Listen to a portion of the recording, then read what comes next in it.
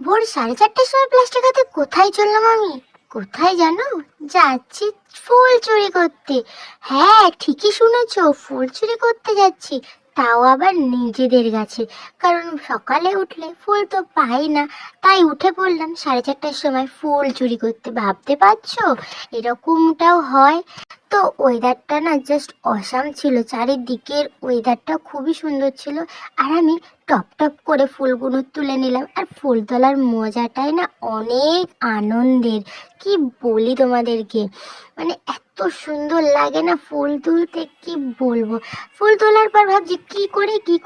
তো কি আর করব, কলগেট নিলাম ব্রাশের মধ্যে নিয়ে, এবার ঘষাঘষি করে এবার হাঁটাহাঁটি করতে করতে আবার মনে পড়লো যে আর কটা ফুল তুলতে হবে, যাই তুলে ফেলি। তো পটপট করে টগর ফুলগুলো তুলে ফেললাম। এবার ব্রাশ কমপ্লিট করে নিয়ে চাটা খেলাম। খেতে